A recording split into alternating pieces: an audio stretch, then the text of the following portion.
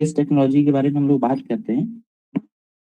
क्या है कि स्पेस टेक्नोलॉजी होता क्या है? ऐसी प्रौद्योगिकी जिसके अंतर्गत अंतरिक्ष से जुड़े कार्यक्रम एवं प्रौद्योगिकी का अध्ययन करते हैं। मतलब स्पेस, अंतरिक्ष से जुड़ा हुआ जो भी चीज हम लोग पढ़ते हैं, जानते हैं, वो सब स्पेस टेक्नोलॉजी में आता है। 1947 के बाद परमाणु विभाग के अंतर्गत ही अंतरिक्ष कार्यक्रम चलाया गया। मतलब क्या हुआ कि हमारा जब भारत आजाद है उस समय एक वेब सीरीज भी है, अगर आप लोग देखे हो, उसका रॉकेट बॉयज करके नाम है। कोई देखे हैं क्या ग्रुप में से? रॉकेट बॉयज, ये एक वेब सीरीज है, ठीक है, सोनी सब पे ये आया हुआ था। तो इसमें जो है भारत की आजादी के बाद साइंस के डिपार्टमेंट में जो भी डेवलपमेंट्स हुए हैं उसको बहुत खूबसूरती से दिखाया गया है। उसमें बताया गया है कि पहले जो है एक वैज्ञानिक है विक्रम साराभाई, और उससे पहले होमी जहांगीर भाभा। ठीक है, तो जहांगीर भाभा के बारे में उससे शुरुआत करता है, और वो जो है न्यूक्लियर साइंस का उस क्षेत्र में काफी डेवलप करते हैं। ये बहुत डेवलपमेंट होता है उस क्षेत्र में। फिर उन्हीं से जो है विक्रम साराभाई जुड़ते हैं, और दोनों मिल के जो है एक आदमी न्यूक्लियर क्षेत्र में और एक आदमी स्पेस के क्षेत्र में डेवलपमेंट करते हैं आगे आगे। ठीक है, तो इसी से आप समझ सकते हैं कि 1900 के बाद जो है एक ही विभाग था। विभाग का नाम क्या था? परमाणु विभाग। ठीक है, भारत के का पहला जो परमाणु तो विभाग है, उसके अध्यक्ष कौन बनाए गए थे बताइए? होमी जहांगीर भाभा। बिल्कुल, है ना। तो होमी जहांगीर भाभा ही वो अध्यक्ष थे, और उन्हीं के अंतर्गत जो है ये जो है अंतरिक्ष स्पेस प्रोग्राम शुरू किया गया। ठीक है, वो क्यों उसी के अंतर्गत शुरू किया? तो शुरुआती दौर में जो है ऐसी आर्थिक संपन्नता भी नहीं थी भारत के पास। उसके बाद भारत जो है, हम लोग इकोनॉमी में पढ़ भी चुके हैं कि भारत की प्राथमिकताएं अलग अलग थी, है ना। उस समय खाने के लिए भी समस्या थी, बहुत प्रकार की दिक्कतें थी। तो वैसे समय में जो है स्पेस और न्यूक्लियर साइंस, इन सब का इम्पोर्टेंस इजिली समझ में नहीं आ रहा था लोगों को। ठीक है, तो इन सब को जो है साइड बाय साइड चलाया जा रहा था। उसी में परमाणु विभाग, स्पेस विभाग, है ना, ये सब उसी में शुरू किया गया था। ठीक है, उसके बाद देखिए क्या होता है कि परमाणु विभाग के अंतर्गत ही जो है चल रहा था सब स्पेस डिपार्टमेंट। और 1962 में पहली बार जो है इंस्कोपार का गठन होता है। ठीक है, तो पूछा जाता है कई बार इंस्कोपार है क्या और इसका गठन कब होता है, तो इस तरीके से याद रख सकते हैं। इसका फुल फॉर्म जो है वो है Indian national committee on space research. ठीक है, Indian national committee on space research. और जैसे ही इंस्कोपार न्यूक्लियर विभाग है ना, परमाणु विभाग से जैसे ही स्वतंत्र होकर अलग डिपार्टमेंट बना, तो उसके अध्यक्ष कौन बन गए? यहाँ विक्रम साराभाई इसके अध्यक्ष बन गए। और ये कब बना था, इसको याद कैसे रखेंगे? तो इसको आप ऐसे याद रख सकते हैं, 1962 के समय में ही भारत और चीन के मध्य जो है युद्ध होता है। और उसी समय जो है इस बात को मतलब गंभीरता से लिया जाता है कि भारत में एक इंडिपेंडेंट न्यूक्लियर डिपार्टमेंट हो और एक इंडिपेंडेंट स्पेस डिपार्टमेंट हो। ठीक है, तो इसी के संदर्भ में फिर इन दोनों को अलग अलग कर दिया जाता है, और 1962 में इंस्कोपार का गठन किया जाता है। फुल फॉर्म क्या है ये पूछा जा सकता है, याद रखिएगा। इंस्कोपार का फुल फॉर्म है Indian Indian national committee on space research. ठीक है, पहले अध्यक्ष कौन थे? विक्रम साराभाई। उसके बाद अलावा इसका शुरुआत कब किया गया? तो 1962 में किया गया। फिर अगला डेवलपमेंट होता है, ये इंस्कोपार जो है दरअसल क्या है, ये एक कमिटी ऑन स्पेस रिसर्च है, कि कमिटी बनाई गई थी। ठीक है, और यही इंस्कोपार का अगला रूप क्या होता है? इसरो के रूप में हमारे सामने आता है। 1969 में 15 अगस्त को इंडियन स्पेस रिसर्च ऑर्गेनाइजेशन बना दिया जाता है। पहले यहाँ पे क्या था? ये सिर्फ एक कमिटी थी। कमिटी क्या, जो डिस्कशन करती थी, बातें करती थी कि क्या हमारा जो है आगे का क्या रूपरेखा होना चाहिए, किस तरीके के क्षेत्र में हम लोग को डेवलप करना है, ये कमेटी ये डिसाइड करती थी। लेकिन अब क्या हो रहा है कि ये एक ऑर्गेनाइजेशन बन रहा है। कब बन रहा है जरूर याद रखिएगा, 1969 में और 15 अगस्त के दिन। ठीक है, जब हम लोग आजाद हो रहे हैं 1969 में। बताइए तो हमें अपनी आजादी का कौन सा वर्षगांठ मनाया जा रहा होगा? कितने साल हुए होंगे 1947 जोड़ के बता? 29 सॉरी 22 है ना। तो हम तरीके से याद रखते हैं। सही सर, चलिए हमको ये बताइए कि इंस्कोपार का शुरुआत कब हुआ था, किस साल ये हुआ था? 1962। बिल्कुल, 1962 में, जब भारत चीन युद्ध हो रहा है उसी समय में हो रहा है। ठीक है, हम लोग यहीं पे याद भी करते चलेंगे। ठीक है ना, इस तरीके से चलेंगे आगे। क्या पहले से पता भी होगी। तो जैसे ही भारत अपना 23वां वर्षगांठ मना रहा है, तो 1969 में 15 अगस्त के दिन इसरो का गठन हो रहा है। इसरो के पहले चेयरमैन कौन थे बताइए? विक्रम साराभाई। और वर्तमान में कौन है अभी इसरो के चेयरमैन? अभी कौन है? यस सोमनाथ। ओके, ठीक है। तो ये समझ गए हम कैसे को पार बन रहा है, इस तरीके से इसको पार बन रहा है, और फिर कैसे हम लोग मतलब भारत में इसरो का गठन होता है। फिर आगे देखिए क्या हो रहा है कि भारत सरकार जो है विज्ञान एवं प्रौद्योगिकी मंत्रालय के अंतर्गत ही एक अंतर विभाग बनाती है, ठीक है। और ये विभाग बनता कब है? 1972 में, ठीक है। तो ये समझ लीजिए कि एक अंतरिक्ष विभाग, एक अलग से डिपार्टमेंट बनाया गया विज्ञान एवं प्रौद्योगिकी मंत्रालय के अंतर्गत। साल जो है ये आप एडिशनल फैक्ट याद कर सकते हैं कि 1972 में जो है ये एक अलग डिपार्टमेंट बनाया जा रहा है। भारत के अंतरिक्ष कार्यक्रम का इतिहास, अब जो है जैसे ही इसरो बन गया, तो इसरो जो है वो किस तरीके से अलग अलग सेटेलाइट या क्या अलग अलग डेवलपमेंट कर रहा है ना। हमारा लॉन्चिंग व्हीकल कैसे बन रहा है, हमारा पहला जो अंतरिक्ष में सेटेलाइट गया है वो कब गया है या कैसे गया है, किसकी सहायता से गया है, इसको एक सिलसिलेवार तरीके से क्रम से समझेंगे तो हमारे लिए याद करना भी आसान होगा और समझना ज्यादा जरूरी है ना। समझते हैं कि हमारा इतिहास क्या रहा है अंतरिक्ष कार्यक्रम का। सबसे पहले हम लोगों ने इंस्को पार को देखा, ये 1982 में बना था, भारत चीन युद्ध के समय में इसका निर्माण हो रहा है। फिर 1969 में इसरो का गठन हो रहा है 15 अगस्त 1969 को, ठीक है। फिर 1972 में अंतरिक्ष विभाग की स्थापना हो रही है, ठीक है। किसके अंतर्गत हो रही है, कौन से डिपार्टमेंट के अंतर्गत? तो साइंस एंड टेक डिपार्टमेंट है ना, विज्ञान एवं प्रौद्योगिकी मंत्रालय के अंतर्गत ही अंतरिक्ष विभाग का स्थापना होता है। फिर ये क्रम बहुत इंपॉर्टेंट है, 1975 वाला। 1975 में हम लोग जो है 19 अप्रैल 1975 को भारत का पहला प्रक्षेपण करते हैं रूस की सहायता, ठीक है। रूस की सहायता से हम लोग आर्यभट्ट भेज रहे हैं। आर्यभट्ट क्या था? भारत का पहला सैटेलाइट था, है ना। और किसकी सहायता से ये भेजा जा रहा है? तो ये भेजा जा रहा है रूस की सहायता से। हम लोगों को ये आइडिया भी है कि शुरुआती दौर में जो भारत है उसको रसिया की तरफ से काफी सहायता मिला था। मतलब अभी जो भी वेस्टर्न कंट्रीज हैं, यूरोप है या यूएसए है, इन सब से किसी प्रकार का सहायता नहीं मिलता था शुरुआती दौर में, और ये कोल्ड वॉर का भी समय था, ठीक है। तो हमको ज्यादा कौन कर रहा है? ये रूस ही कर रहा है। आपसे ये भी पूछा जाएगा कि आर्यभट्ट किस देश की सहायता से भेजा गया था, याद रखिएगा। कब भेजा गया है ये भी याद रखिएगा, 1975 में भेजा गया। जिस साल इमरजेंसी लगा था उसी साल जो है रूस की सहायता से हमारा आर्यभट्ट भेजा जा रहा है। फिर देखिए उसके 7 साल बाद क्या हो रहा है, 1982 में हम लोग अपना पहला, भारत जो है अपना पहला दूरसंचार उपग्रह भेजने की कोशिश कर रहा है। अभी कोशिश ही कर रहा है, ठीक है, लेकिन ये असफल हो जाता है। इसका नाम क्या रखा जाता है? इनसेट 1A, ठीक है। इनसेट का फुल फॉर्म बताइए क्या होगा?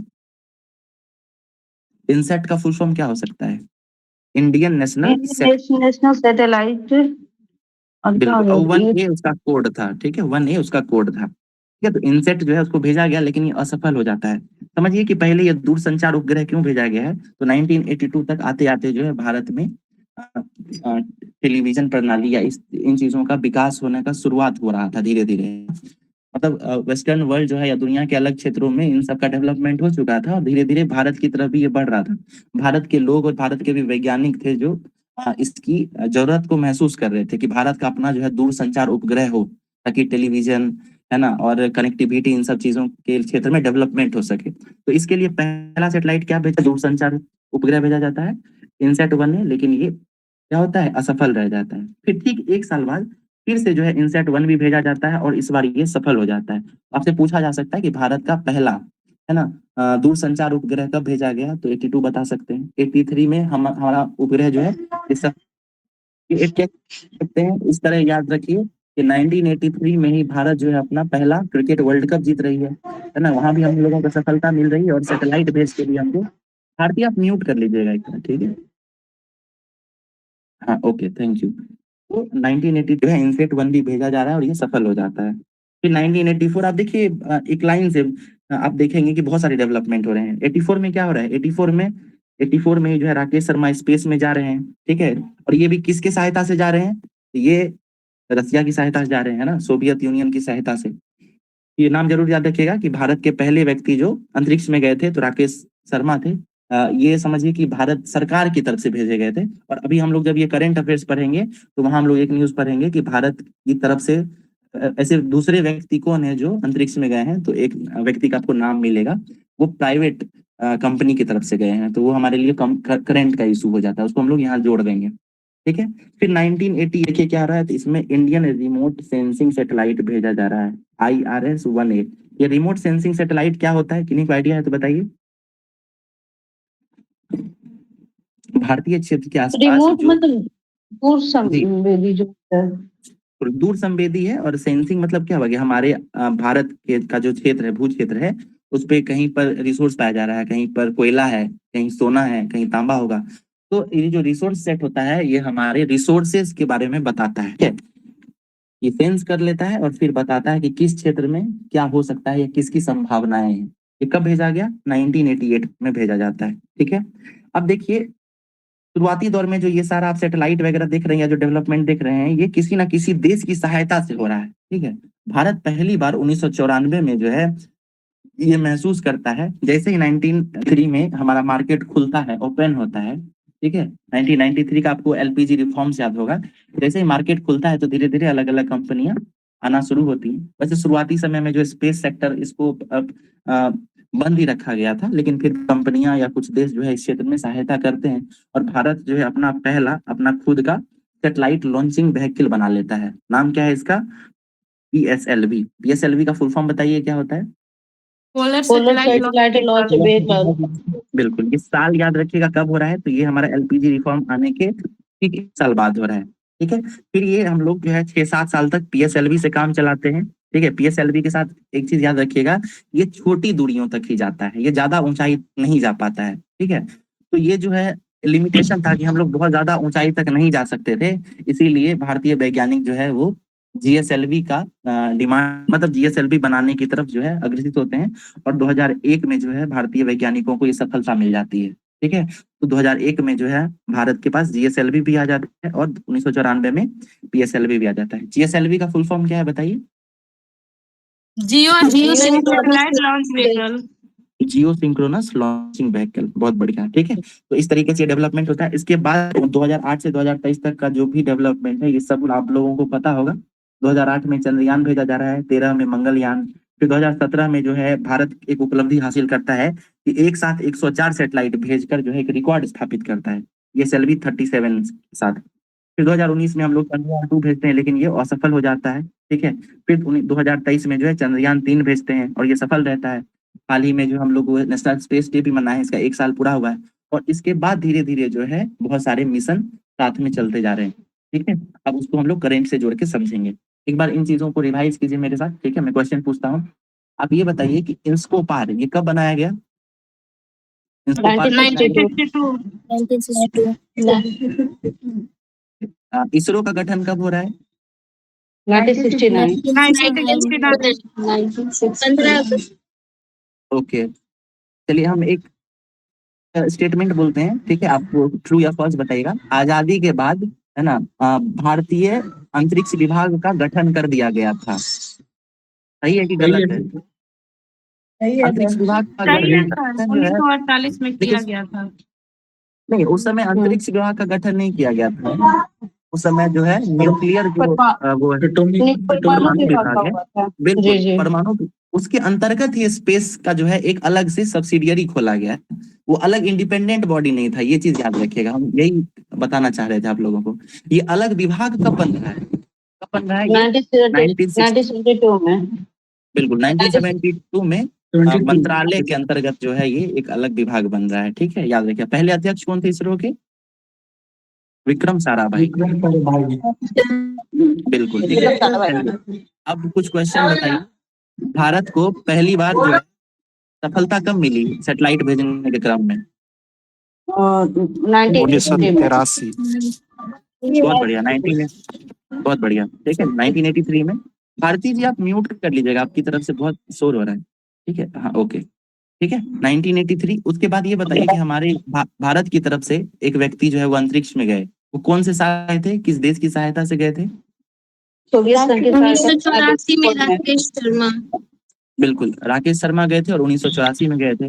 उसके बाद भारत जो है अपना पहला खुद का लॉन्चिंग व्हीकल कब बनाता है? पीएसएल किस साल को? 1994। फिर पीएसएलवी कब बनता है? 2001। 2001।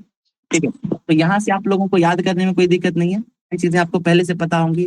ठीक है, तो ये चीज जो है आप लोग जरूर याद रखिएगा। करेंट में हो सकता है कि कुछ क्वेश्चन पूछे और वहीं पर एक मिनट दें कि भारत का पीएसएलवी बना या पहले व्यक्ति कब गए, कौन से थे।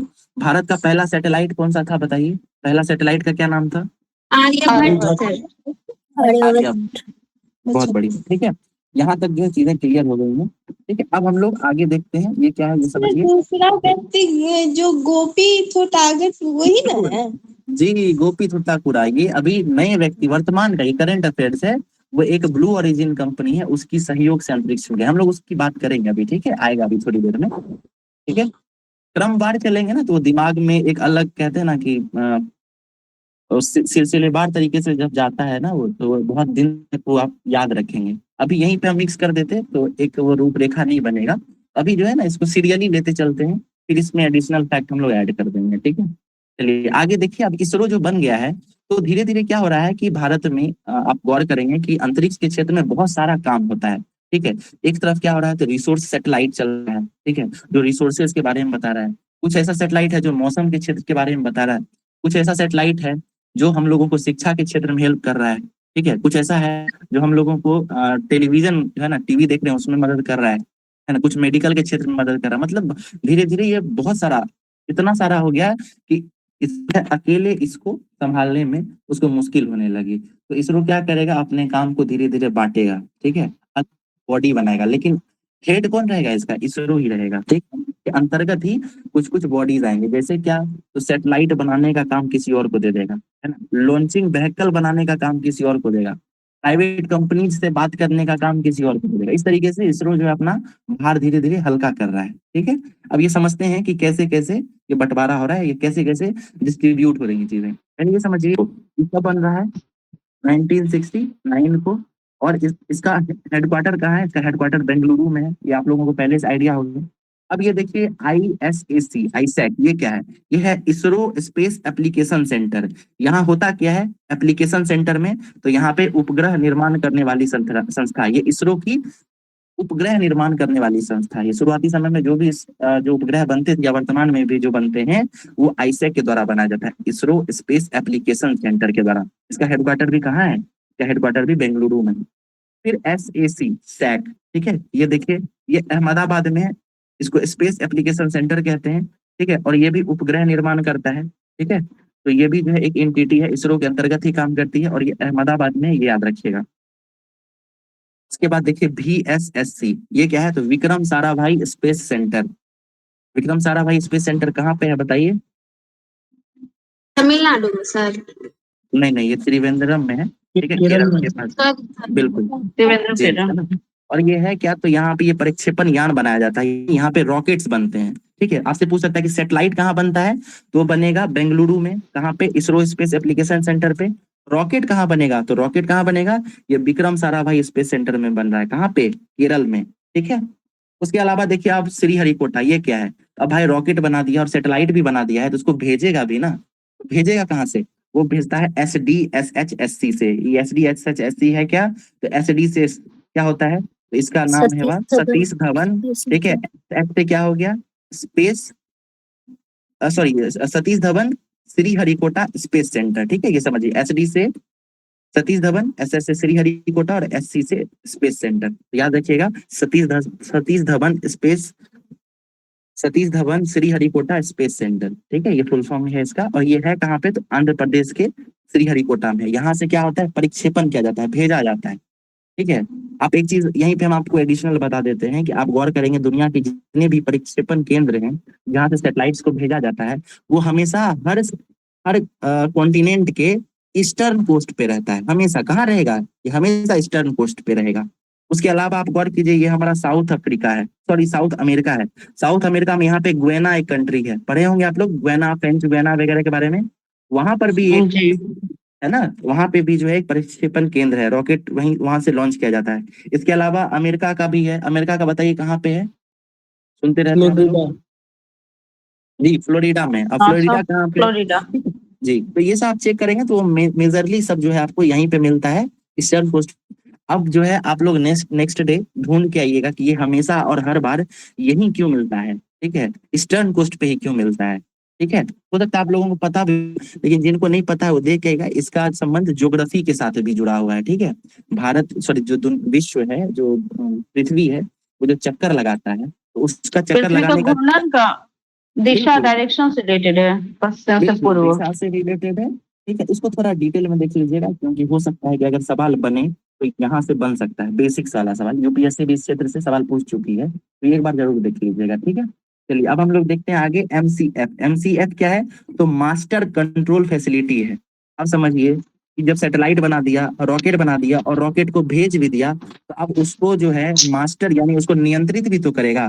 और नियंत्रित कहाँ से करता है? तो ये भोपाल से करता है, महाराष्ट्र में, सॉरी एमपी में है भोपाल, और इसके अलावा एक हासन एक जगह है कर्नाटक। इन दो जगहों से उपग्रहों पर नियंत्रण किया जाता है और उसके आंकड़ों को देखा जाता है। ठीक है, एमसीएफ क्या है? तो मास्टर कंट्रोल फैसिलिटी है। चलिए आगे देखते हैं, एनआरएससी क्या है? ये national remote sensing space centre है। अब अभी हम लोग बात किए थे रिमोट सेंसिंग क्या होता है। अब जब रिमोट सेंसिंग करेगा तो उसका डाटा का संग्रह तो करेगा, है कि नहीं? तो उसके लिए कहाँ बनाया गया? उसके लिए हैदराबाद पे एक केंद्र बनाया गया। और आप एक गौर कीजिए कि भारत जो है, चूंकि इसका क्षेत्रफल बहुत बड़ा है, ठीक है, इस तरीके से देख सकते हैं, इस तरीके से बड़ा सा क्षेत्र है। तो अब जो सैटेलाइट होता है वो रिसोर्स के बारे में अगर बताता है, तो कुछ यहाँ पे रिसोर्स पाया जाएगा, कुछ नॉर्थ ईस्ट में, कुछ इधर, कुछ इधर। तो इन सब का डाटा जो है एक जगह केंद्रित करना काफी मुश्किल हो जाता है। ठीक है, इसके लिए क्या किया कि भारत ने 4 अलग अलग जगहों पर तो पहले क्या किया, बनाया है। ठीक है, सेंट्रली मेजरली 4 जगह पे, फिर बीच में एक बनाया और एक नॉर्थ ईस्ट के लिए बनाया, यानी कुल मिलाकर कितने हो गए? 6 सेंटर्स हैं। ठीक है, जो रिमोट सेंसिंग का डेटा का संग्रह करता है। कहाँ कहाँ है? 6 जगह, ये समझ लीजिए। पहले तो नॉर्थ ईस्ट, साउथ वेस्ट, 4 जगह ये हो गया। 5वां सेंटर में हो गया, और छठा कहाँ है? नॉर्थ ईस्ट में है। अब देख लेते हैं कहाँ कहाँ है। नॉर्थ में कहाँ पे है? तो ये देहरादून में है। साउथ में कहाँ है? बेंगलुरु में है। उसके अलावा ईस्ट में देखिएगा तो खड़गपुर है, खड़गपुर। फिर वेस्ट में कहाँ पे है? ये जोधपुर में है। और फिर नॉर्थ ईस्ट की बात करें तो ये शिलोंग में है, मेघालय की राजधानी शिलोंग में। ठीक है, तो ये इतनी सारी चीजें हैं। फिर इसके बाद पहले इसको थोड़ा डिवाइस कीजिए मेरे साथ, धीरे धीरे ज्यादा हो रहा है, समझिए। इसरो के बारे में हम लोग समझे। ठीक है, ये कब बन रहा है? 1969, 15 अगस्त को बेंगलुरु इसका हेडक्वार्टर है।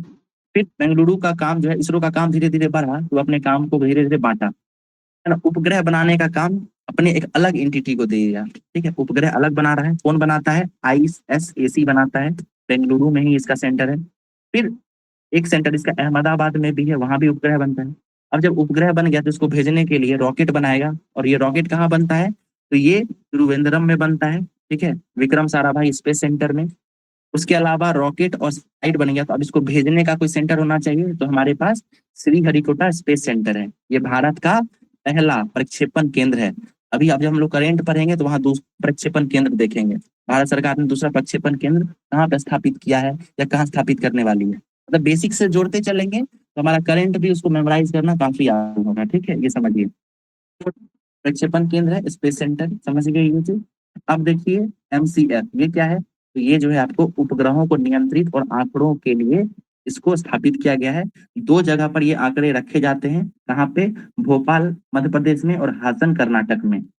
अब देखिए, अब हम लोग अलग अलग प्रकार के सैटेलाइट्स की बात करते हैं। जैसे पहला है रिमोट सेंसिंग सैटेलाइट्स। तो जब रिमोट सेंसिंग सैटेलाइट है, ये सेंस करके जब अपने आंकड़ों को भेजेगा, तो चूंकि हमारा भारत बहुत विशाल है और यहाँ बहुत प्रकार के रिसोर्सेज, बहुत प्रकार के मिनरल्स पाए जाते हैं, तो इसके आंकड़ों को भी एक जगह केंद्रित करना काफी मुश्किल होता है। इसीलिए इसको अलग अलग जगहों पर रखा जाता है। कितने जगहों पर? तो 4 तो पहले हमारा नॉर्थ ईस्ट, साउथ वेस्ट हो गया, इसके अलावा एक सेंटर हो गया और एक नॉर्थ ईस्ट हो गया। ठीक है, ये भी हम लोग समझ चुके हैं। अब आगे चलिए, अब है आईएमडी। पहले हम लोग ये क्या देखे थे? ये हम लोग देखे थे रिमोट सेंसिंग के बारे में। ठीक है, अब ये आईएमडी मतलब क्या? मौसम से जुड़ा हुआ, मेट्रोलॉजिकल डिपार्टमेंट के बारे में देखेंगे। मौसम से संबंधित आंकड़े भी तो आते हैं। ठीक है, तो अब इन आंकड़ों को कहाँ रखा जाता है, कहाँ जानकारी कलेक्ट की जाती है? तो आईएमडी का हेडक्वार्टर कहाँ है? न्यू दिल्ली में। ठीक है, मौसम संबंधित जो आंकड़े होते हैं वो आईएमडी में रखा जाता है। उसके अलावा देखिए क्या है? एसीएल बेंगलुरु। एसीएल बेंगलुरु क्या है? तो ये अंतरिक्ष कॉर्पोरेशन लिमिटेड है। ये क्या करता है? ये इसरो की व्यवसायिक इकाई है जो विदेशी मुद्रा कमाती है। मतलब क्या कि भारत जब इसरो है, धीरे धीरे क्या हुआ, भारतीय सैटेलाइट्स को तो भेजता ही है, लेकिन चूंकि भारतीय टेक्नोलॉजी इतना सस्ता है कि जब ये एक बार अपने सैटेलाइट्स को बाहर भेजता है, तो ये दूसरी देश के तुलनात्मक रूप से अगर हम लोग कंपेयर करेंगे तो बहुत होता है। इसलिए बाहरी देश भी है इसरो के साथ संपर्क करके, इसरो के साथ संपर्क करके अपने देश के सैटेलाइट्स को भेजने का काम करती है। तो अब इसरो भी जो है वो दूसरे देश के साथ बात करे, तो ये पॉसिबल नहीं था, इसीलिए इसरो ने क्या किया, एक अलग बना, का नाम क्या रखा गया, ACL, अंतरिक्ष कॉर्पोरेशन लिमिटेड। और ये क्या काम करती है, ये इसरो की व्यावसायिक इकाई है और ये विदेशी मुद्रा जमा करती है, मतलब विदेशी कंपनियों से विदेशी दूसरे जो देश हैं उनके सैटेलाइट्स को भेजने का और मैनेजमेंट का काम करती है। ठीक है, ये हम लोगों ने इसरो से संबंधित उसकी जितनी बॉडीज हैं, है ना, क्या क्या है सब समझ लिए। अब कुछ क्वेश्चन का आंसर कीजिए, हमको बताइए आंसर। सबसे पहला क्वेश्चन ये है कि इसरो जो है उसकी एक एंटिटी है जिसके द्वारा रॉकेट्स बनाए जाते हैं, वो कहाँ बनता है, रॉकेट कहाँ बनता है, केरल। सैटेलाइट किन दो जगहों पे बनता है, बेंगलुरु में।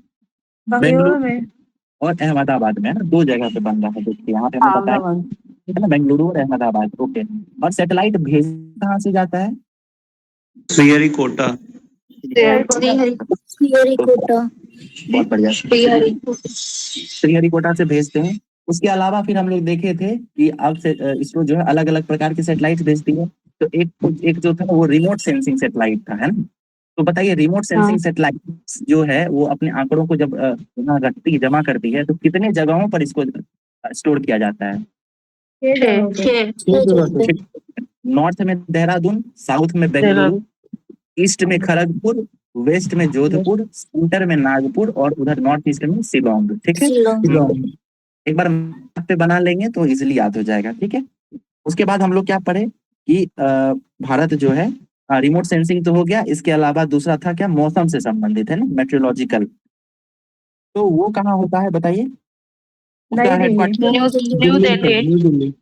न्यू दिल्ली में, बहुत बढ़िया, है ना, न्यू दिल्ली में। ओके, ये हो गया हमारा। उसके अलावा बेंगलुरु में जो है अंतरिक्ष कॉर्पोरेशन लिमिटेड है, ये क्या काम करती है, अंतरिक्ष कॉर्पोरेशन लिमिटेड, बताइए।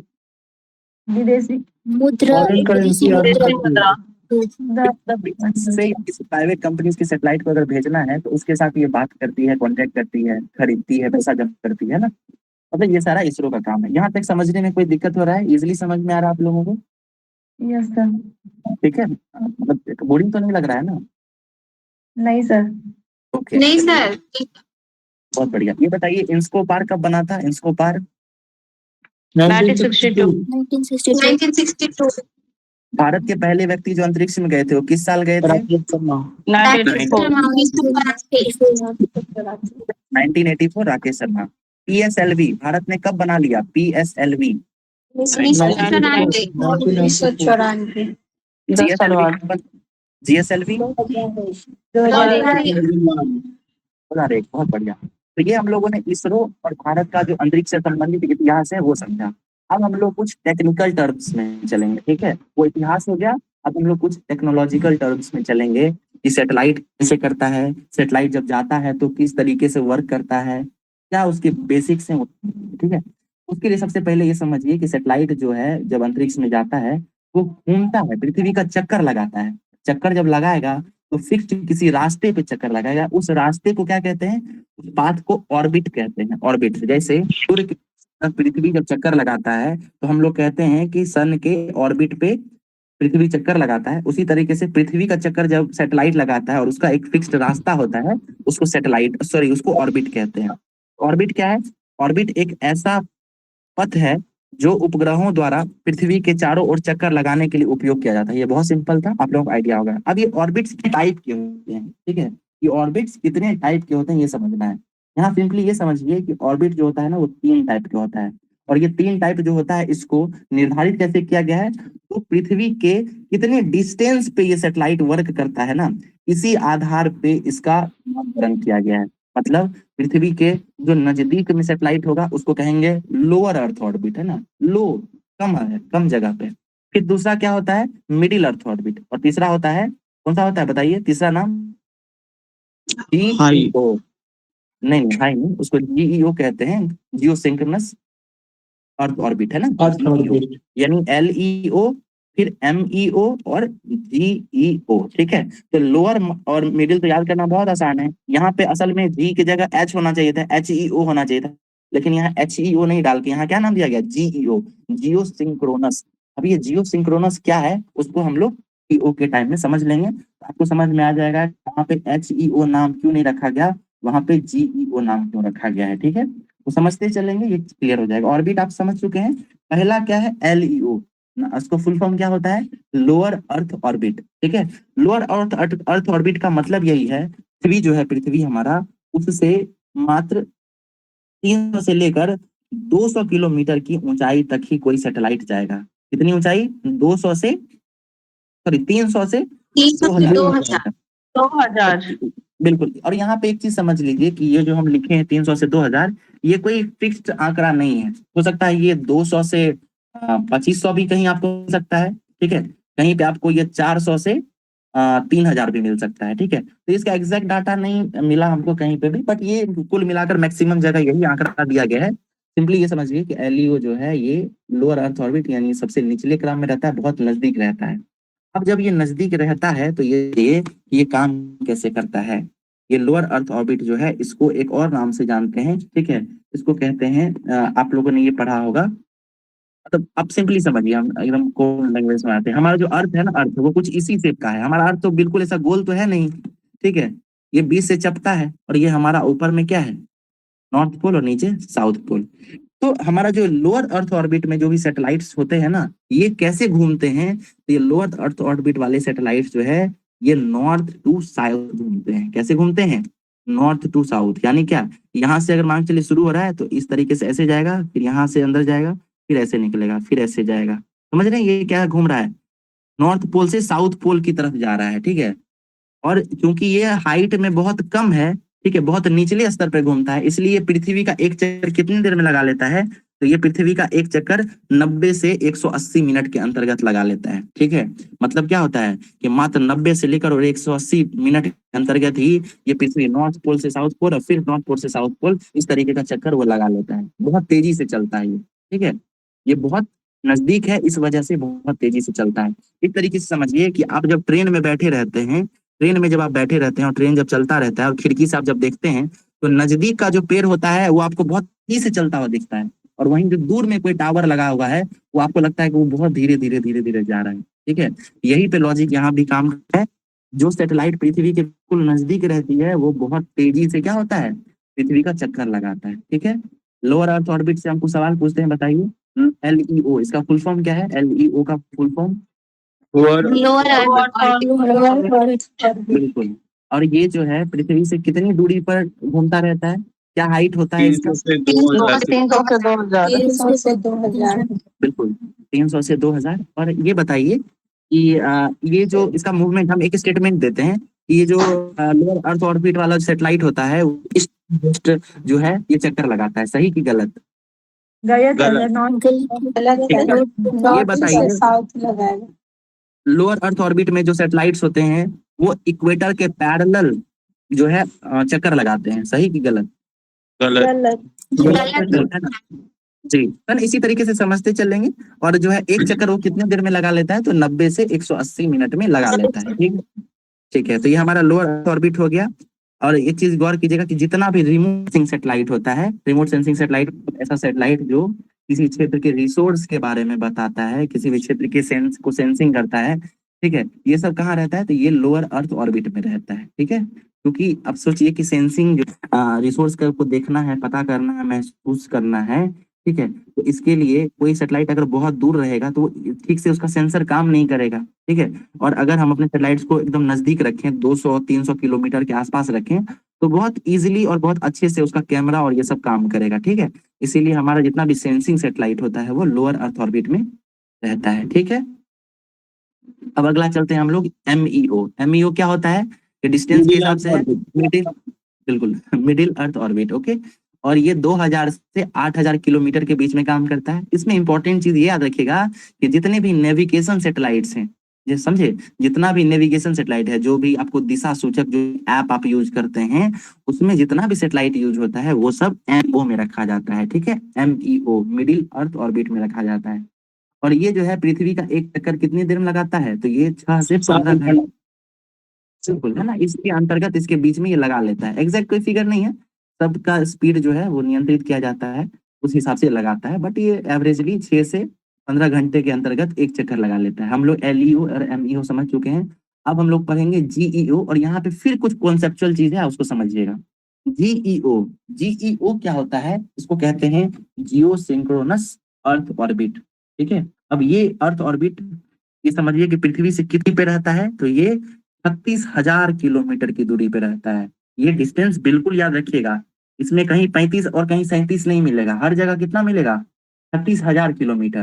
कारण क्या है 36,000 किलोमीटर होने का, ये समझिए कि 36,000 किलोमीटर ही वो दूरी है। ठीक है, समझिए हमारा पृथ्वी है ये, ठीक है, और पृथ्वी से 36,000 किलोमीटर दूर अगर हम लोग चले जाएं, तो ये समझिए ये कोई जगह है अंतरिक्ष में जो पृथ्वी से 36,000 किलोमीटर की दूरी पे है। ठीक है, तो ये डिस्टेंस जो है ना, ये क्यों इंपॉर्टेंट है, ये समझिए 36,000 किलोमीटर कि इस यहाँ पे अगर हम कोई सैटेलाइट रखते हैं, ठीक है, इस जगह पे कोई सैटेलाइट हम रखते हैं 36,000 किलोमीटर पे, तो क्या होगा कि ये हमारा जो अर्थ है, अर्थ ये भी तो घूम रहा है ना, ये भी तो दिन और होता है, मतलब क्या हो रहा है, रोटेट कर रहा है कि नहीं? चक्कर लगा रहा है ना, रोटेट कर रहा है ना। जो ये रोटेशन होता है ना, तो 36,000 किलोमीटर पे अगर हम कोई सैटेलाइट रखते हैं और ये सैटेलाइट की गति को अगर हम निर्धारित कर देते हैं, तो ये सैटेलाइट जो है पृथ्वी का जो ऑर्बिट, पृथ्वी का जो घूमने का स्पीड है, उसको ये सैटेलाइट मैच कर लेता है। ठीक है, उसके बराबर हो जाता है। यानी जितनी रफ्तार से ये पृथ्वी ऑर्बिट चक्कर लगाती है, उतनी ही रफ्तार से क्या होता है, ये हमारा जो जियो सोंक्रोनस वाला जो सैटेलाइट है वो भी चक्कर लगाता है। तो इसका फायदा क्या होता है ये समझिए, इसका फायदा क्या होता है ये समझिए। ये हमारा पहले समझिए, ये लोअर अर्थ ऑर्बिट वाला पृथ्वी है, और इसका सैटेलाइट जो है चक्कर लगा रहा है। कितने देर में एक चक्कर लगा दे रहा था ये? एक चक्कर कितने देर में लगा रहा था? 90 से 180। यानी तुरंत लगा दे रहा है। ठीक है, तुरंत लगा दे रहा है। अब ये हम समझिए एमईओ वाला था, ये कितने देर में लगा दे रहा था? ये 9 से 15 घंटे, यानी ईवी जो है जल्दी जल्दी लगा दे रहा था। लेकिन हमारा जो जियो स्टेशनरी अर्थ ऑर्बिट में जो है, इसको देखिए जियो स्टेशनरी भी कहते हैं और जियो सिंक्रोनस भी कहते हैं। जियो स्टेशनरी वाला जो सैटेलाइट है उसके साथ दिक्कत क्या है, या उसके साथ इंटरेस्टिंग क्या है कि ये सैटेलाइट है यहाँ वाला, ये पृथ्वी के रोटेशन का जो स्पीड है उसको मैच कर जाता है, और इस वजह से ये अपना एक चक्कर कितने देर में लगाता है? 24 आवर्स में, 24 घंटे में लगाता है। और 24 घंटे में चक्कर लगाने का मतलब क्या है कि अभी जिस जगह पे है ये, 24 घंटे के बाद भी वो कहाँ रहेगा? इसी जगह पे रहेगा। ठीक है, अब इसका फायदा क्या है ये हम समझाते हैं आपको। समझने में कोई दिक्कत नहीं हो रहा है आप लोगों को? No no sir. ओके, कहीं कंफ्यूजन होगा आप वहीं पूछिएगा। ठीक है, कोई इशू नहीं है, बताएंगे आप। समझिए ये जियो सिंक्रोनस अर्थ ऑर्बिट के साथ अच्छा ही क्या है ये समझिए, और किस तरीके से हेल्प करता है पृथ्वी को। ये हमने अभी बताया आपको कि ये पृथ्वी जो है ये रोटेट कर रहा है, चक्कर लगा रहा है। ठीक है, चलिए हम इसको चक्कर लगाने के लिए छोड़ दे रहे हैं। अब हम 36,000 किलोमीटर पर जो है एक सैटेलाइट रख दिए। ठीक है, ये सैटेलाइट है, तो ये सैटेलाइट क्या कर रहा है कि ये अपना सिग्नल जो है ना वो भेज रहा है, सिग्नल जा रहा है, और सिग्नल अभी कहाँ पहुंच गया है? पृथ्वी पर आ गया है। ठीक, अब क्या हो रहा है कि थोड़े देर में ये सैटेलाइट जब घूमेगा, तो ये वाला जो पोजीशन है वो बदल के कहाँ, यहाँ चला जाएगा। लेकिन अभी हम आपको बताएं कि हमारा जो ये सैटेलाइट है, इसका भी स्पीड कितना है? इसका स्पीड उतना ही है कि ये हमारे अर्थ के रोटेशन का स्पीड को मैच कर जाता है। तो हमारा जब अर्थ रोटेट करके इस जगह पे पहुंचता है, इस जगह पे, तो ये हमारा सैटेलाइट भी घूम के कहाँ चला जाता है? यहाँ चला जाता है। यानी जब ये सैटेलाइट भेजेगा तभी कहाँ भेजेगा? फिर इसके नीचे। यानी कहने का मतलब ये है कि हमारा जो जियो सिंक्रोनस या जियो स्टेशनरी ऑर्बिट में जो सैटेलाइट रहता है, वो हर समय पृथ्वी के ठीक ऊपर एक ही जगह पे रहता है। ठीक है, पृथ्वी जितना घूमती है उतना ही वो सैटेलाइट भी घूम जाता है, इसलिए वो हमेशा एक ही जगह पे रहता है। इसीलिए उसको कहते हैं जियो स्टेशनरी ऑर्बिट। स्टेशनरी मतलब क्या होता है? स्थिर, है ना। स्टेशनरी कहते हैं ना, जियो स्टेशनरी मतलब स्थिर। यानी ये जो ऑर्बिट है जियो स्टेशनरी अर्थ ऑर्बिट, वो हमेशा वहां पे जो सैटेलाइट रहती है वो स्थिर रहती है। पृथ्वी का जो मूवमेंट है, पृथ्वी का जो रिलेटिव मूवमेंट है, उसके साथ वो हमेशा क्या होता है? एकदम बिल्कुल स्थिर नजर आता है। इसीलिए इसको जियो स्टेशनरी ऑर्बिट कहते हैं। ठीक है, समझ में आ गया ये चीज? अब ये कितने डिस्टेंस पे रहता है? तो 36,000 किलोमीटर पे रहता है। इसका आवर्त काल, यानी एक चक्कर कितने देर में लगाता है पृथ्वी का? तो 24 घंटे में लगाता है। बिल्कुल। और अब देखिए कि यहाँ पे काम क्या क्या करता है ये। हम लोग जितना भी टेलीफोन, इंटरनेट या टेलीविजन, इन सब चीजों के लिए जो भी सैटेलाइट यूज करते हैं, इन सबको कहाँ भेजते हैं? इन सबको जियो स्टेशनरी अर्थ ऑर्बिट में भेजते हैं। कारण क्या है ये समझिए। ये हमारा अर्थ है, मतलब यहाँ पे, और इस जगह पे हमारा यहाँ कहीं पे हमारा भारत है। ठीक है, इस जगह पे भारत से कोई सिग्नल जो है, समझिए हमारा सैटेलाइट है, तो यहाँ से कोई सिग्नल भेजा गया। ठीक है, यहाँ से भेजा गया। अब सैटेलाइट जो है यहाँ से सिग्नल कैप्चर किया और इसको क्या करेगा, कुछ क्षेत्र में स्प्रेड कर देगा। स्प्रेड कर दिया। अब सोचिए कि अगर ये सैटेलाइट स्पीड अलग रहता, ठीक है, ये 24 घंटे में पृथ्वी का चक्कर नहीं लगाता, तो क्या होता कि हमारा पृथ्वी तो चक्कर लगा रहा है अलग स्पीड से। अब इस वजह से क्या होता, भारत तो कहीं और पहुंच जाता है ना, यहाँ के बदले भारत क्या होता थोड़ी देर में, भारत यहाँ पहुंच जाता। लेकिन क्योंकि हमारा सैटेलाइट है, उसका स्पीड अगर ठीक नहीं रहता तो अभी भी कहाँ रहता, यहीं पे रहता। अब सिग्नल यहाँ भेज रहा है तो कुछ सिग्नल कैप्चर करने के लिए कोई सैटेलाइट नहीं रहेगा, तो बताइए हमारा दूरसंचार काम करेगा क्या, नहीं करेगा। इसीलिए जितने भी दूरसंचार और जितने भी टेलीविजन वाले सैटेलाइट्स होते हैं उनको हम लोग जियो सिंक्रोनस ऑर्बिट में रखते हैं, ठीक है, या जियो स्टेशनरी ऑर्बिट में रखते हैं। ठीक, ये कॉन्सेप्ट समझने में कोई दिक्कत नहीं हुआ, आप लोग LEO MEO GEO समझ चुके हैं। हाँ जी साक्षी बोलिए क्या हो गया। सर तो सारा कंट्री वाला तो इसी दूरी पर भेजता होगा ना।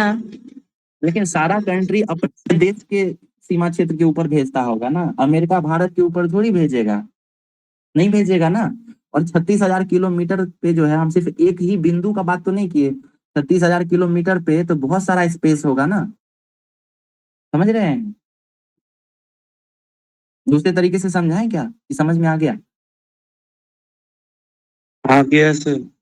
आ गया, ओके। अमर अमर, ओके। तो ये तीनों ऑर्बिट समझने में कोई दिक्कत हुआ आप लोगों को, कोई नहीं सर। कंसेप्चुअल दिक्कत। साक्षी अगर आपको कंफ्यूजन होगा तो हम फिर बताएंगे, आपको कोई दिक्कत नहीं। जियो सिंक्रोनस एंड और जियो स्टेशनरी में क्या, अभी बस वही चलेंगे रंजीत, है ना, वही चलेंगे। इतना समझ में आया आपको रंजीत, यहाँ तक कोई कॉन्सेप्चुअल दिक्कत हो रहा है क्या। नहीं सर, ठीक है सर। ओके चलिए, देखिए ये सब जो है ना थोड़ा मतलब कंफ्यूजिंग टर्म्स था, हम अपने तरफ से, हमको खुद समझने में टाइम लगा था, तो हम जब अच्छे से समझ गए तो इसलिए हो सकता है कि हम इजी लैंग्वेज में आपको समझा पा रहे हैं। हम भारी भारी टर्म यूज नहीं करते हैं जानबूझ के, इसको भी अलग अलग टर्म यूज करके हम बता सकते थे, बट जो लीमैन का लैंग्वेज होता है ना वो ज्यादा कनेक्ट भी करता है और ज्यादा समझ में भी आता है, ठीक है, तो इसलिए हम इसी लैंग्वेज में बता रहे हैं। अब ये देखिए हम लोग समझेंगे कि स्टेशनरी ऑर्बिट में जो है ना ये दो प्रकार का ऑर्बिट होता है, ठीक है। GEO इसका दो अलग अलग नाम है, क्या है, एक को कहते हैं जियो स्टेशनरी और एक को कहते हैं जियो सिंक्रोनस। अब ये समझिए है क्या जियो स्टेशनरी और जियो सिंक्रोनस, इसमें थोड़ा ज्योग्राफी यूज होगा, ठीक है। आप लोग ज्योग्राफी पे आ जाइए, समझिए क्या है, ये हमारा पृथ्वी है, गोल सा हमारा पृथ्वी, ठीक है। और पृथ्वी का इक्वेटर बताइए, क्या ये इक्वेटर जो है ये इस तरीके से सीधा है क्या, पृथ्वी का इक्वेटर सीधा है, हाँ कि नहीं। यस नहीं नहीं सीधा ही नहीं है। है सीधा, नहीं। नहीं सर, अब सब ये क्या है समझिए, पृथ्वी तो हमेशा क्या है 23.5 झुका हुआ है, ठीक है, तो हमारा इक्वेटर भी क्या होगा, ये थोड़ा झुका हुआ होगा ना, होगा कि नहीं झुका हुआ। जी सर। जी बिल्कुल एग्जैक्टली। अब कहने का मतलब क्या है कि वैसा सैटेलाइट, ठीक है, वैसा सैटेलाइट जो इस झुका हुआ ना 23.5 डिग्री, इस झुकावट के साथ, ठीक है, इस झुकावट के साथ, झुकने के साथ साथ जो इक्वेटर के पैरेलल चक्कर लगाता है उसको हम लोग कहते हैं जियो सिंक्रोनस ऑर्बिट, है ना। ये देखिए ये इक्वेटर है और इक्वेटर के साथ साथ चक्कर लगा रहा है, यह झुका होगा हमेशा, ठीक है, इसी को कहते हैं जियो सिंक्रोनस ऑर्बिट, भूतुल्यकारी कक्षा। अब जियो स्टेशनरी ऑर्बिट क्या है, तो समझिए कि हमारा फिर से पृथ्वी हो गया। ये तो ठीक बात है कि ये झुका हुआ है, झुका हुआ इस तरीके से, लेकिन जरूरी थोड़ी है कि हम अपना सेटेलाइट भी हर बार झुकाएं, हमको जरूरत नहीं है, हम सीधा रखेंगे, ठीक है, हम सीधा रखेंगे, भले ही इक्वेटर हमारा टेढ़ा है लेकिन हमको सेटेलाइट जो है उसको सीधा रखने का मन है, रख सकते हैं ना। तो 36,000 किलोमीटर पे वैसा सेटेलाइट जो सीधा सीधा चलता हो, पृथ्वी का झुका ना रहे, उसको क्या कहेंगे, उसको कहेंगे जियो स्टेशनरी, और जो थोड़ा झुका हुआ होगा उसको कहेंगे जियो सिंक्रोनस। समझ में आया आप लोगों को ये क्या है। Yes sir. Yes sir. ठीक है, अब इसका क्या यूजेज है, कैसे काम होता है, इसको हम लोग कभी बाद में देखेंगे, वो हम लोगों के लिए बहुत ज्यादा जरूरी नहीं है। हम लोगों को बस इतना समझ में आ गया कि GEO जियो सिंक्रोनस या उस ऑर्बिट पे जो भी सैटेलाइट्स रहती है वो किस किस क्षेत्र में काम आती है, तो वो हमको टेलीविजन और मोबाइल टेक्नोलॉजीज, इंटरनेट फैसिलिटी, इन सब में काम आती है, ठीक। चलिए बताइए, तो लोअर ऑर्बिट में जो सैटेलाइट्स रहती थी वो किस काम आती थी। रिमोट सेंसिंग के लिए। Remote sensing. बहुत बढ़िया। और MEO में जो सैटेलाइट्स रहती है वो किस काम आती है, MEO वाली। नेविगेशन में। जी, वो नेविगेशन के लिए काम आती है, ठीक है, नेविगेशन के लिए। के लिए आती है सर। बिल्कुल, अब नेविगेशन वगैरह हम समझा चुके हैं आपको, अब यहीं पे हम आपको एक एडिशनल थोड़ा और फैक्ट डालना चाहते हैं, उसको समझिएगा। हमने अभी क्या बात किया, यहाँ से सवाल बनता है इसलिए हम बता रहे हैं, ठीक है, ये समझिए, यहाँ समझ गए, काम खत्म हो जाएगा। अभी हम लोग बात की एमईओ में जितना भी नौवहन सैटेलाइट रहता है ना, नेविगेशन वाला, इस सबको कहाँ रखा जाता है, इस सबको कहाँ रखा जाता है, सबको रखा जाता है एमईओ में, ठीक है, मिडिल अर्थ ऑर्बिट में। यानी आप लोग जीपीएस का नाम सुने हैं, जीपीएस, है ना, हम लोग मोबाइल में यूज करते हैं ना, गूगल अर्थ, जीपीएस, है कि नहीं, तो उसका सैटेलाइट कहाँ होगा, जीपीएस का सैटेलाइट, मिडिल अर्थ ऑर्बिट। बिल्कुल। अब देखिए 6 अलग अलग देश अपना सैटेलाइट वो है, ठीक है, अपना नेविगेशन प्रणाली है, कौन कौन सा है, तो यूएसए है, यूएसए का जीपीएस है, रूस का ग्लाइनोस है, यूरोप का गैलीलियो है, चीन का वाइडू है, ठीक है, जापान का क्वास है, और भारत का नाविक है, ठीक है, ये 6 देश हैं जिनका अपना अपना सैटेलाइट और अपना नेविगेशन प्रणाली है। लेकिन ये ऊपर के जो 5 देश आपको दिख रहे हैं ना, भारत को छोड़ के, इनका जितना भी सैटेलाइट है वो किस ऑर्बिट में होगा, नेविगेशन वाला है तो किस ऑर्बिट में होगा बताइए, एमईओ में उसमें, ठीक है। लेकिन हमारा जो भारत है ना, उसके साथ समझिए समझिए दिक्कत क्या है कि भारत जो है स्पेस के क्षेत्र में धीरे धीरे अभी डेवलप करना शुरू ही हुआ था, शुरू ही किया था, ठीक है, और हमारे पास जो है सैटेलाइट्स बहुत ज्यादा मात्रा में नहीं थी, ठीक है, तो हम लोग क्या किए, भारत वाले वैज्ञानिक क्या किए, अपने सैटेलाइट को, ठीक है, जो नेविगेशन वाली सैटेलाइट है उसको क्या किए हैं, उसको ना लोअर में रखे हैं ना मिडिल में रखे हैं, रखना तो मिडिल में चाहिए था लेकिन वहां नहीं रख के कहाँ रख दिए, ये जेईओ जियो में रख दिए, सबसे ऊंचाई पर रख दिए। रखने का कारण क्या है, रखने का कारण यही है कि ये क्या कि यहाँ पे 7 सैटेलाइट लगा दिए अलग अलग, 1 2 3 4 5 6 7, ठीक है, और 7 सैटेलाइट लगा, और इस क्षेत्र में समझिए भारत है, भारत के साथ साथ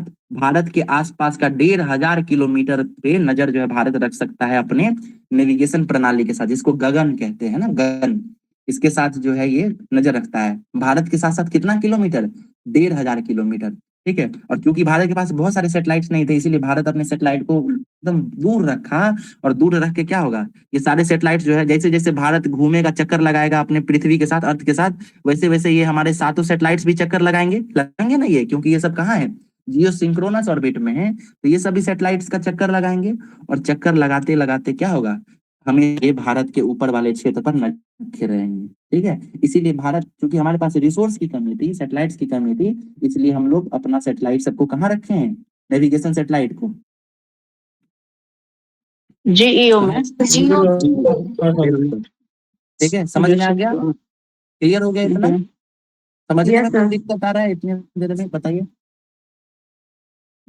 ठीक है, ओके, देखिए अब इतना समझ गए, 3 प्रकार का ऑर्बिट होता है, वही हमारे लिए इंपॉर्टेंट था, पूछेगा कितना ऑर्बिट, इसे बता दीजिएगा। अब एक एडिशनल ऑर्बिट समझिए, जीटीओ, जीटीओ क्या होता है, जियो ट्रांसफर ऑर्बिट, इसका बस समझ लीजिए इजिली, समझिए ये हमारा अर्थ है, ठीक है, अर्थ का चक्कर, एक सैटेलाइट को जो है ना हम इस क्षेत्र में भेजे है ना, और ये इसी क्रम में पृथ्वी का चक्कर लगा रहा था, लेकिन हमको जरूरत महसूस हुई कि हम जो है यहाँ नहीं चक्कर लगवा के इसको थोड़ा और आगे भेज के कुछ किलोमीटर और ऊपर ले जाए, हो सकता है ना ऐसा, तो ऐसा मन हुआ सैटेलाइट मतलब वैज्ञानिकों का, तो क्या किए कि इस सैटेलाइट में ही क्या किए, इसको इसी ऑर्बिट में पहले इसको इस तरीके से चक्कर लगवाते रहे, और एक बार इसमें पावर बढ़ा दिए, और पावर बढ़ाने के बाद क्या हुआ, ये यहाँ से चल के दूसरे ऑर्बिट में आ गया, ठीक है, इस ऑर्बिट में आ गया दूसरे ऑर्बिट में, तो ये जो बीच वाला रास्ता ना यहाँ से यहाँ तक, ये जो अलग जो ऑर्बिट है, इसी को हम लोग कहते हैं जीटीओ, तो ट्रांसफर ऑर्बिट, यहाँ से क्या हो रहा है, सैटेलाइट ट्रांसफर हो रहा है, एक ऑर्बिट से दूसरे ऑर्बिट में जा रहा है, इसीलिए इसका नाम क्या दिया गया, जियो ट्रांसफर ऑर्बिट, समझ में आ गया जियो ट्रांसफर ऑर्बिट क्या है, ठीक है। अब देखिए भू स्थिर कक्षा यानी जीईओ, जीईओ में जो सैटेलाइट्स होते हैं उसका क्या प्रयोग होता है, कहाँ कहाँ यूज होता है, ये समझिए, तो भारत का जीओ के उपग्रह की श्रेणी जो है इनसेट, इनसेट 1 1 2 3 ये सब होता है, फिर मौसम वाला जो सैटेलाइट होता है वो भी हम लोग वहीं रखते हैं, एडुकेशन के लिए जो सैटेलाइट है एडुसेट उसको भी वहीं रखते हैं, ठीक है, फिर ट्रांसपोंडर छोड़ दीजिए, ये हमारे काम का नहीं है, ठीक है, ये थोड़ा बड़ा लेवल हो गया, ये बैंड वगैरह जरूरी नहीं है। फुटप्रिंट क्या होता है ये समझिए, फुटप्रिंट यही होता है कि जब एक सैटेलाइट जो है जो कि जीईओ ऑर्बिट में है, जियो सिंक्रोनस ऑर्बिट में है, तो वो जो है अभी बताया कि वो एक ही जगह पे हमेशा रहती है और पृथ्वी के साथ साथ चक्कर लगाती है, तो वो एक बार में पृथ्वी के कितने क्षेत्र पर नजर रख सकती है, तो वो एक बार में पृथ्वी के 43% क्षेत्र पर नजर रख सकती है, ठीक है। और इसी को हम लोग कहते हैं फुटप्रिंट। मतलब समझिए, ये हमारा क्या हुआ, पृथ्वी है, पृथ्वी के पास हम लोग क्या किए, यहाँ पे एक सैटेलाइट रखे, तो ये सैटेलाइट जो कि 36,000 किलोमीटर पे है, तो ये पृथ्वी के कितने क्षेत्र पर नजर रख सकती है, तो वो यहाँ से लेकर और यहाँ तक नजर रख सकती है। क्या ये पिछले भाग पे नजर रख पाएगी? नहीं रख सकती है, तो हमेशा इतने दूर में नजर रखेगी, और ये भाग कितना होगा, 43% भाग होगा। इक्वेटर यहाँ से लेकर यहाँ तक रखती है तो कितना भाग होता है, 50%, लेकिन इतना दूर नहीं नजर रख पाती है, वो यहाँ से लेकर यहीं तक नजर रख पाती है, इसीलिए 43% है। ठीक है, आपसे पूछ सकता है कि ये जो स्पेस टेक्नोलॉजी है उसमें फुटप्रिंट करके एक कॉन्सेप्ट होता है, वो क्या होता है, तो फुटप्रिंट का मतलब ही यही है कि जियो सिंक्रोनस ऑर्बिट में जो सैटेलाइट है वो पृथ्वी के कितने दूर, कितने क्षेत्र पर जो है अपना नजर रख सकती है, यही फुटप्रिंट कहलाता है। या कितने देर तक, कितने दूर तक, या कितने प्रतिशत क्षेत्र सिग्नल भेज सकती है, तो इसी को फुटप्रिंट कहते हैं। वो कितना है, वो 43% है। इसका उपयोग कहाँ कहाँ होता है, शिक्षा, स्वास्थ्य, मोबाइल, टीवी, नेविगेशन, मतलब भारत तो नेविगेशन में भी कर रहा है, मौसम के पूर्वानुमान में किया जाता है, खोज और बचाव कार्य में किया जाता है। ठीक है, अब समझिए ध्रुवीय कक्षा, यानी जो हम लोग वो पढ़े थे ना, लोअर अर्थ ऑर्बिट, तो लोअर अर्थ ऑर्बिट में जो उपग्रह रहता है उसका क्या क्या काम होता है, तो वो जो है IRS यानी रिसोर्स सैटेलाइट होता है। आर मतलब रिसोर्स सैटेलाइट, और रिसोर्स मतलब क्या होता है कि वो जो है आपको रिसोर्सेज के बारे में बताता है, सेंसिंग करता है। ठीक है, और ये क्या कहेगा, तो ओशन में जो भी सैटेलाइट है, ओशन में बहुत सारे रिसोर्स पाए जाते हैं ना, तो उनको खोजबीन का काम कौन करेगा, तो ओशन सेट करता है। कार्टो सेट भी बीच बीच में चर्चा में रहता है, रिसोर्स सेट भी रहता है, संसाधनों का अध्ययन करता है ये। ठीक है, मेगाट्रॉपिक्स, मेगाट्रॉपिक्स क्या है, ये बादल तथा मॉनसून के संबंधित जो चीजें हैं उस पे ध्यान रखता है। मेघा सेट को हम लोगों ने फ्रांस की सहायता से अंतरिक्ष में भेजा था। ठीक है, अब LEO लोअर अर्थ ऑर्बिट वाला जो है सैटेलाइट्स, उसका हम लोग कहाँ कहाँ यूज करते हैं, तो कृषि क्षेत्र में कर सकते हैं, कृषि क्षेत्र के अलावा प्राकृतिक संसाधनों के आकलन में, आपदा प्रबंधन में, औद्योगिक उपयोग कर सकते हैं, रक्षा क्षेत्र में कर सकते हैं, जासूसी में कर सकते हैं। ठीक है, ये हो गया हम लोगों का, ये हम लोगों का ऑर्बिट भी खत्म हो गया है। इतना समझने में कोई दिक्कत आया कि आप लोगों को समझ में आया ये सब? Yes sir. ठीक है, चलिए अब हम लोग बात करते हैं प्रक्षेपण यान के बारे में। ठीक है, हम लोगों ने सैटेलाइट्स के बारे में बात कर लिया। सैटेलाइट भारत में कहाँ कहाँ बनता था, चुरू और अहमदाबाद में। और रॉकेट कहाँ बनता था, रॉकेट अब हम लोग बात करेंगे रॉकेट बन कैसे रहा है ना, रॉकेट काम कैसे कर रहा है, ये फिर थोड़ा टेक्निकल चीजें आ गई, टेक्निकल कॉन्सेप्ट आ गया है। ठीक है, हम एक मिनट, अब हम लोग जो है रॉकेट के बारे में बात करेंगे।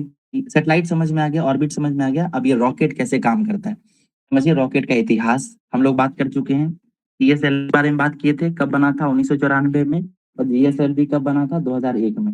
लेकिन भारत डायरेक्ट PSLV और GSLV पे नहीं आया है, सबसे पहले क्या आया था, SLV। SLV मतलब क्या होता है, सैटेलाइट लॉन्च व्हीकल है ना, बनाने का शुरुआत कर रहा है, और कहाँ भेज रहा है, एकदम लोअर अर्थ ऑर्बिट, नजदीक ही भेजने का कोशिश कर रहा है। अभी भारत के पास क्षमता ही नहीं है कि बहुत दूर भेज सके, लोअर ऑर्बिट में भेजेगा, और एकदम हल्का हल्का सैटेलाइट भेजेगा, मात्र 40 किलो का।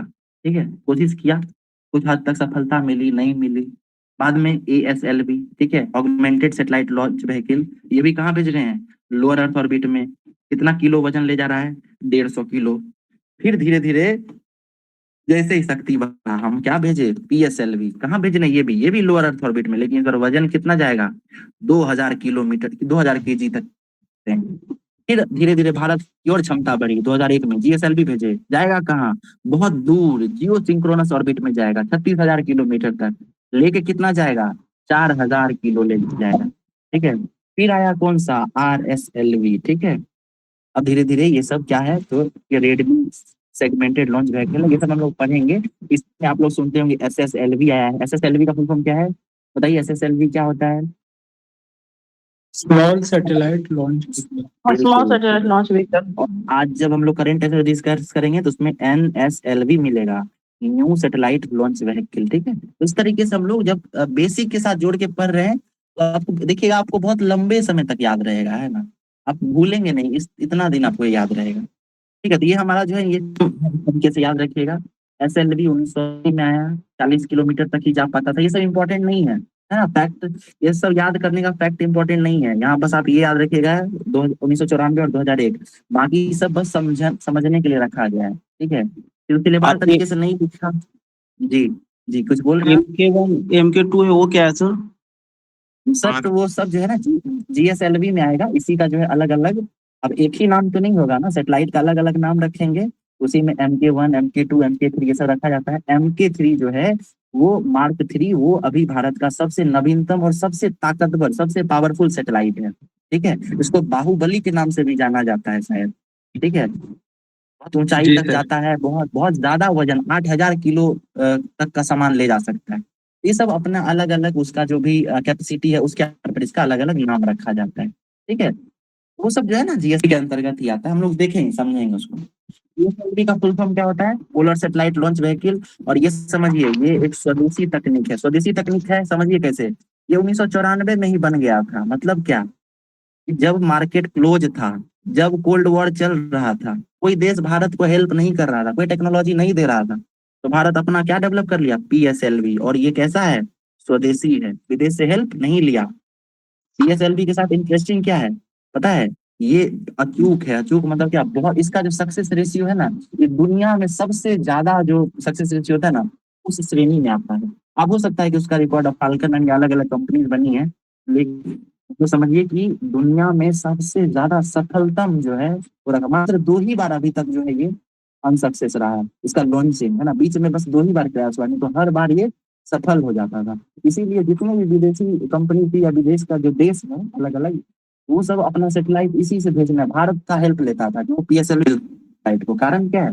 एकदम अचूक है ना, हर बार चला जाता है। देखिए सैटेलाइट काम कैसे करता है, हम थोड़ा इसको अनजूम करते हैं, फोटो से समझिए। ये हमारा सैटेलाइट है, दिख रहा होगा, ठीक है।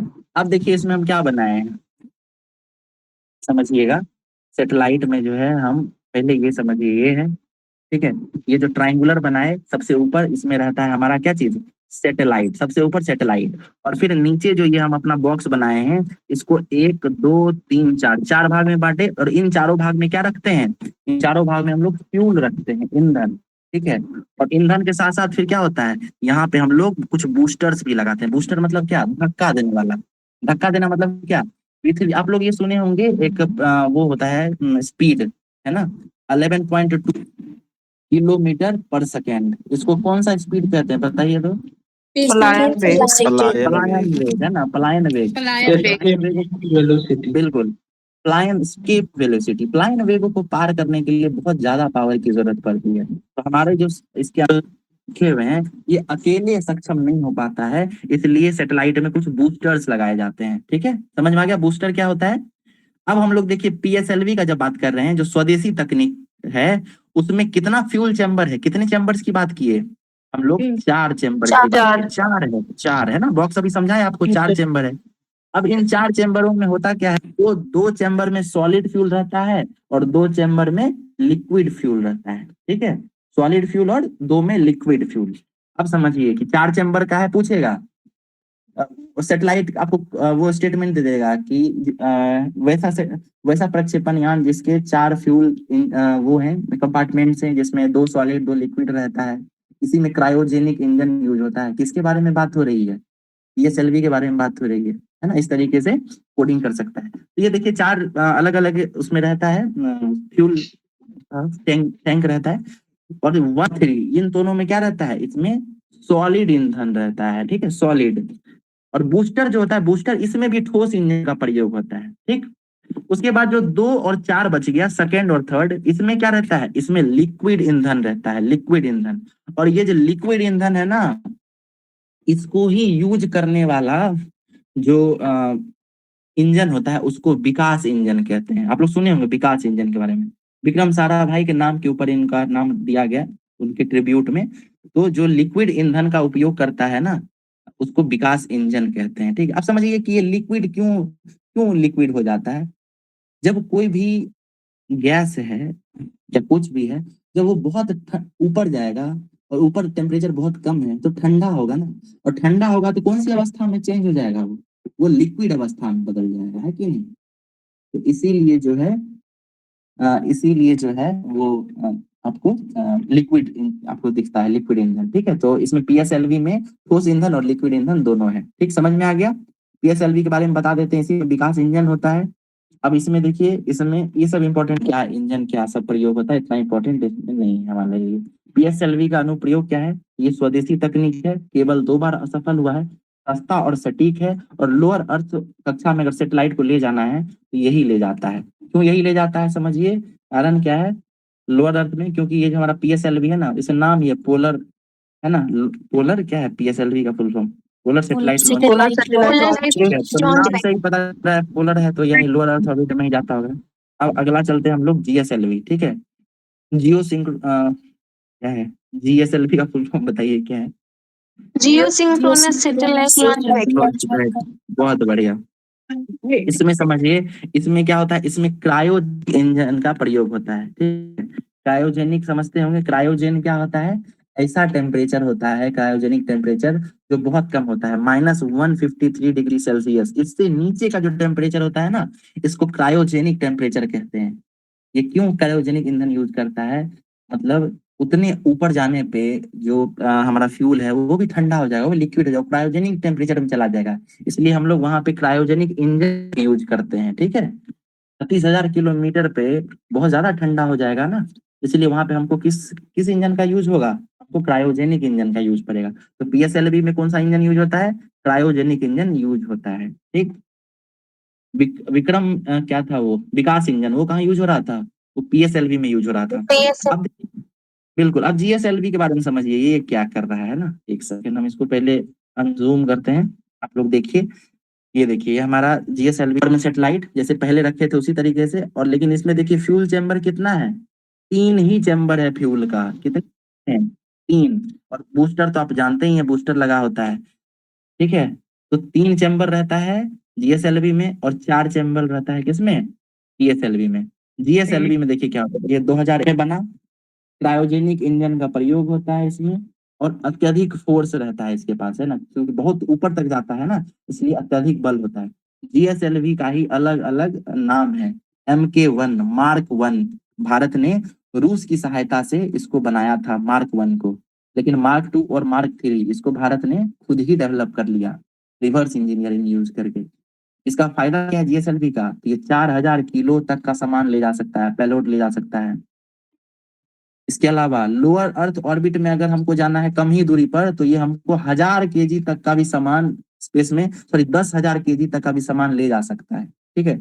जियो सिंक्रोनस ऑर्बिट में अगर कुछ ले जाना है तो 4000 किलो तक ले जाएगा, लेकिन अगर हमको लोअर अर्थ ऑर्बिट में ले जाना है तो हमको ये 10,000 केजी तक का सामान ले जाएगा। कौन, ये जीएसएलवी, ठीक है, समझ में आ गया।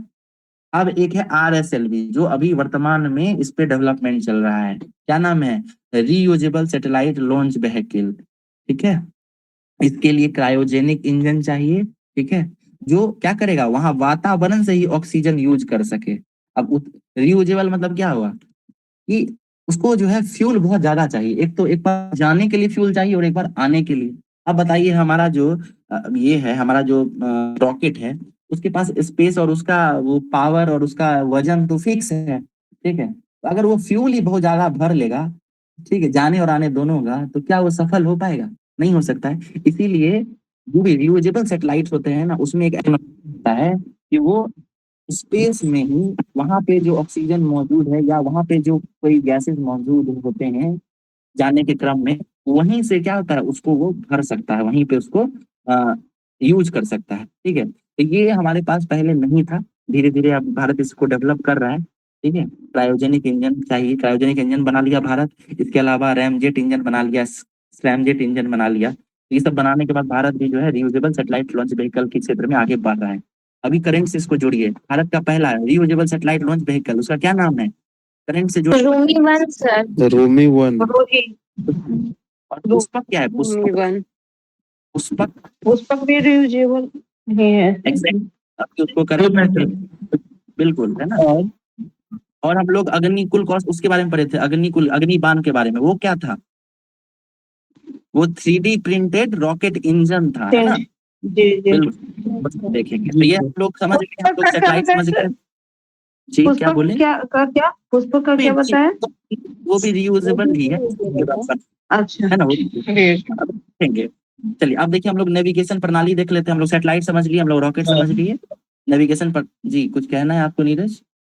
तो बोल रहा हूँ कि सर जैसे राकेश शर्मा जो अंतरिक्ष में गए तो इसी से जी वो कैसे इसी से जाते थे क्या? नहीं, वो जाते थे रूस के अपने सैटेलाइट, है ना, रूस घुमाता था उनको, साथ में ले जाता था। ठीक है, वो कब गए थे, साल कैसे भूल जाते हैं, साल बताइए। 1984 1984 84 में PSLV था क्या, कब बना? नो सर 1994 नो में। सर। तो इन सब के साथ तो नहीं जा सकते है ना, कनेक्ट की चीजों को, है ना, और रूस मदद करता था। ठीक है, जब राकेश शर्मा अंतरिक्ष में गए और इंदिरा गांधी जो है हमसे पूछी कि ऊपर से भारत कैसा दिखता है, तो क्या बोले थे, आप लोगों को पता ही होगा, है कि नहीं? उनसे पूछे कि स्पेस से सारे भारत कैसा जहां से दिखता है। अच्छे हैं हिंदुस्तान में। बिल्कुल, है ना, तो ये बहुत फेमस है ये लाइन कि वहां से जो कहे वो सारे जहां से हिंदुस्तान हमारा। चलिए तो हम लोग नेविगेशन प्रणाली पढ़ते हैं। नेविगेशन प्रणाली वाला जो सैटेलाइट है वो कहाँ रहता है, वो मिडिल अर्थ ऑर्बिट में रहता है। ठीक है, लेकिन मिडिल अर्थ ऑर्बिट में, लेकिन भारत वाला कहाँ है, वो जियो सिंक्रोनस ऑर्बिट में है। भारत ने जियो के लिए 7 सैटेलाइट्स भेजे हैं। ठीक है, और वैश्विक लेवल पे जो जीपीएस काम करती है उसके सैटेलाइट्स एमईओ में रहते हैं। ठीक है, इसमें कुल मिलाकर 24 सैटेलाइट होता है। ठीक है, एमईओ में जो सैटेलाइट्स रहते हैं वो 24 सैटेलाइट्स होता है, यानी 24 घंटा होता है ना, तो अलग अलग 24 जगहों पे लगाता है और वो पूरे पृथ्वी का एक साथ जो है नेविगेशन कर पाता है। वर्तमान में कुल कितने देशों के पास अपनी नेविगेशन प्रणाली है? 6 देशों के पास। कौन कौन सा है, नाम भी याद रखिएगा। अमेरिका का जीपीएस, ये देखिए यूपीएससी में पूछा हुआ है, यूएसए का जीपीएस, उसका ग्लैनोस, यूरोप का गैलीलियो, चीन का वाईडू। चीन जो है वाईडू, इसके अलावा सिस्टम भी इसको कहता है। फिर क्वेज, जापान का है क्वेज, और भारत का है नाविक। ठीक है, नाविक। नाविक क्या है, नाविक इसका फुल फॉर्म है इंडियन कॉन्स्टिट्यूशन। ठीक है, कॉन्स्टिट्यूशन। आप लोग सप्त ऋषि का नाम सुने, सप्त ऋषि, उसमें कितने से 7 है ना, 7। इस तरीके से भारत के अपना सैटेलाइट जब बनाया, अपना जब बनाया वो नेविगेशन प्रणाली, तो 7 सैटेलाइट बनाया। ठीक है, और उसका नाम क्या रखा, navigation with Indian constitution. Constitution मतलब क्या होता है, कॉन्स्टिट्यूशन मतलब क्या होता है बताइए? सप्तऋषि की कंसल्टेशन है सर। बिल्कुल, है ना, तो नाविक हो गया, ये समझ गए। अब एसपीएस, स्टैंडर्ड पोजीशनिंग सर्विस, नागरिकों के लिए है। ठीक है, और होता है पीपीएस। पीपीएस मतलब क्या, वो मिलिट्री यूज के लिए होता है, प्रिसाइज्ड पोजीशनिंग सर्विस, यानी नाविक जो है ये 2 भाग में काम करता है, आम नागरिकों के लिए और मिलिट्री के लिए। ठीक है, आम नागरिकों को जो सेवाएं दी जाती हैं उसको कहते हैं स्टैंडर्ड पोजीशनिंग सर्विस, और जो आर्मी मिलिट्री को दिया जाता है उसको कहते हैं प्रिसाइज्ड पोजीशनिंग सर्विस। आपसे पूछिएगा नाविक, वो भारतीय नागरिकों के लिए ही है, केवल केवल भारतीय नागरिकों के लिए, सही कि गलत? गलत हो जाएगा, है ना, गलत। केवल मिलिट्री यूज के लिए है, भारत वो अपने नागरिकों को यूज करने नहीं देता है, सही कि गलत? गलत है। गलत। ठीक है, ओके। चलिए एक क्वेश्चन और, फोन में जो गूगल मैप्स सर्विस हम यूज करते हैं उसमें नाभिक के द्वारा प्रोवाइड की गई जो वो होता है ना, क्या कहते हैं, डाटा, वही यूज किया जाता है, सही कि गलत? गूगल मैप में जो हम लोग यूज करते हैं तो वो क्या नाभिक के द्वारा प्रोवाइड किया हुआ डाटा रहता है उसमें? नहीं सर। जीपीएस। हाँ, बिल्कुल, वो अमेरिका का है जीपीएस, है ना, अमेरिका नाभिक। वाला। बिल्कुल, इसके लिए हम लोग अलग से एक ऐप यूज करते हैं, भुवन, नाविक के लिए भुवन यूज करते हैं। चलिए अब एक गगन सुने होंगे, गगन का फुल फॉर्म क्या है? जीपीएस एडेड जियो ऑग्मेंटेड नेविगेशन। बहुत इंपॉर्टेंट नहीं है, सिंपली समझिए गगन क्या कहाँ यूज होता है। इसको बनाया कौन कौन है, तो इसरो बनाया है, और इसरो के साथ एयरपोर्ट अथॉरिटी मिल गया है। ठीक है, दोनों मिलके बनाया है। इसका काम क्या है, ये हवाई जहाज के पोजिशनिंग का काम करता है, बताता है कि अभी हवाई जहाज कहाँ है, वायु परिवहन की सुरक्षा का काम ये करता है गगन। ठीक है, इस तरीके से हमारा जो है स्पेस टेक्नोलॉजी खत्म हो रहा है अभी। ठीक है, ये हमारा बेसिक्स था इतना, हम आशा करते हैं आप लोगों को समझ में आया होगा। अब हम लोग जो है इससे जुड़ा हुआ